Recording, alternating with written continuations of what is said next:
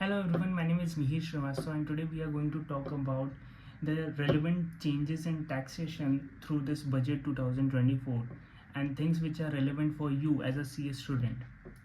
However, let me clarify it very clearly that these changes are not going to affect you anywhere soon. Why? Because all these changes are going to be applicable from May 2025 examination onwards.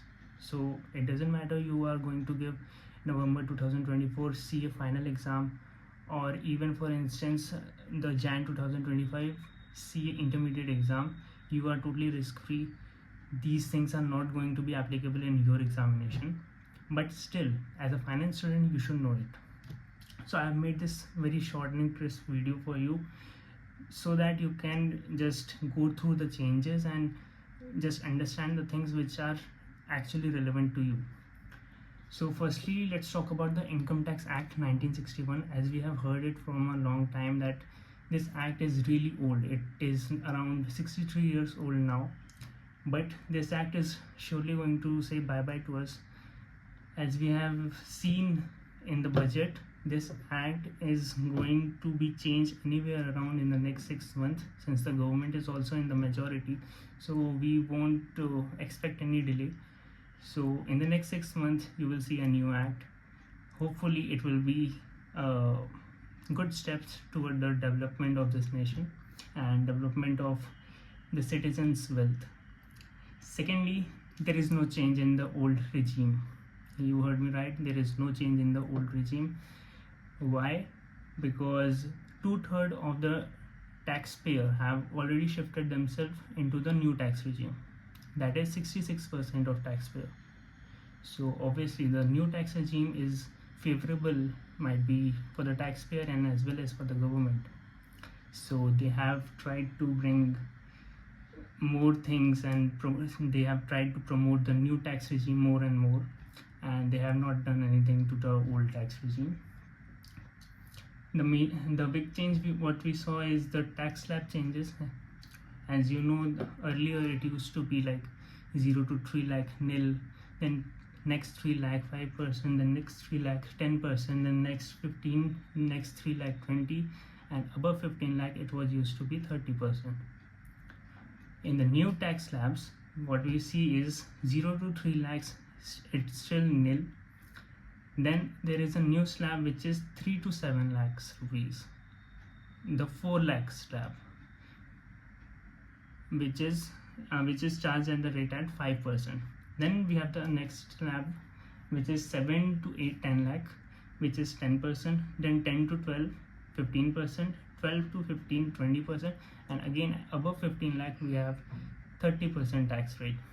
If we talk about this, let's take an example of rupees 20 lakh rupees, and if you calculate it in this way, by this tax slab you are going to save 30,000 as your tax money before cess, right? Before cess you are going to save 30,000 rupees if you have an income of rupees 20 lakh rupees. You can calculate it by yourself. I have done mine and this is what the result says. Then in the new tax regime, what we see is the standard deduction rate have changed. Earlier it used to be 50,000 rupees, but now it is 75,000. Again, I'm saying there is no change in the old regime. It is only applicable in the new tax regime. Then the next thing is the family pension deduction. We have studied it only allowed a deduction of 15,000 earlier, but now it's changed to 25,000. So there is an increment of 10,000 rupees in family pension deductions. Big change is LTCG rate of percentage rate. Earlier it used to be 10%, but now it is 12.5%. Provided exemption also used to be 1 lakh rupees earlier, but now it is 1.25 lakhs. It is like a give and take relationship. But the more shocking thing is the STCG. Earlier it used to be 15%, but now it is 20%. So like government is trying to say to trust in the stock market. Government is trying to ask you to not sell your share before 12 months, because as we say in cricket, believe in blues. The government is trying to say believe in stock market, so that you don't sell your share before 12 months. And we are like around 80,000 right now Sensex, we can expect to go 1.5 lakh in the next 5 years, or maybe earlier, we never know, right? Next thing is increment in STT. If you do FNO trading, you know that you are being charged the STT, and the rate was earlier 0.1% for that, but it is increased to 0.2% now. So there is an increase in tax rate at STT. Next thing is the foreign company tax rates.